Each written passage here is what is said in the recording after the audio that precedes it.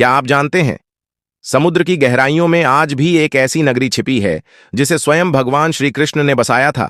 एक ऐसी नगरी जो सोने से बनी थी, जहां धर्म राज करता था और जिसे अंततः स्वयं प्रभु की इच्छा से समुद्र ने अपने भीतर समा लिया। आज हम आपको सुनाने जा रहे हैं श्री कृष्ण की द्वारिका की सबसे रहस्यमयी घटना। मथुरा में कंस के अत्याचार बढ़ चुके थे। तब श्री कृष्ण ने यदुवंश की रक्षा के लिए समुद्र तट पर एक नई नगरी बसाने का निर्णय लिया। श्री कृष्ण की आज्ञा से समुद्र पीछे हट गया और विश्वकर्मा ने समुद्र से भूमि निकालकर एक दिव्य नगरी का निर्माण किया। यही नगरी थी द्वारिका। कहते हैं, द्वारिका के महल सोने के थे, द्वार चांदी के और गलियां रत्नों से जड़ी हुई थीं। समुद्र स्वयं इस नगरी की रक्षा करता था। महाभारत का युद्ध समाप्त हो चुका था, अधर्म का नाश हो गया था, लेकिन शांति के साथ साथ द्वारिका में एक अनजाना भय भी जन्म लेने लगा था। समुद्र की लहरें अब पहले जैसी नहीं रहीं। रात में मछुआरे बताते थे कि समुद्र के भीतर रहस्यमयी प्रकाश दिखाई देता है। श्री कृष्ण यह सब जानते थे, क्योंकि अब उनकी लीला पूर्ण होने वाली थी।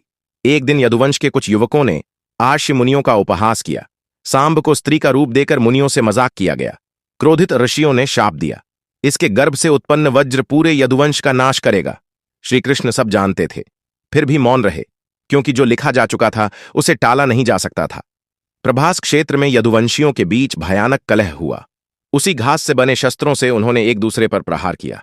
कुछ ही समय में पूरा यदुवंश समाप्त हो गया।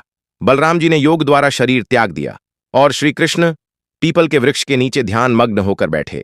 जरा नामक शिकारी ने श्री कृष्ण के चरण को हिरण समझकर बाण चला दिया। यही थी श्री कृष्ण की अंतिम लीला।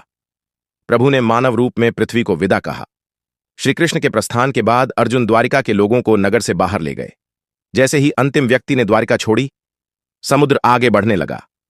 बिना शोर, बिना विनाश, एक एक कर महल, मंदिर और गलियां समुद्र में समा गईं। द्वारिका एक रहस्य बन गई। आज भी वैज्ञानिक समुद्र की गहराइयों में द्वारिका के अवशेष खोजते हैं। पत्थर की संरचनाएं, दीवारें और मार्ग इस बात का प्रमाण है कि द्वारिका केवल कथा नहीं थी। द्वारिका हमें सिखाती है कि संसार कितना भी भव्य क्यों न हो, वह नश्वर है। केवल धर्म, कर्म और भक्ति ही शाश्वत हैं। श्री कृष्ण की द्वारिका आज समुद्र में है, लेकिन श्री कृष्ण आज भी हमारे हृदयों में जीवित हैं। जय श्री कृष्ण। दोस्तों, अगर आपको यह जानकारी अच्छी लगी हो तो वीडियो को लाइक और चैनल को सब्सक्राइब करके बेल आइकन को प्रेस कर देना, जिससे इसी प्रकार की सारी जानकारी आपको सबसे पहले मिले। धन्यवाद।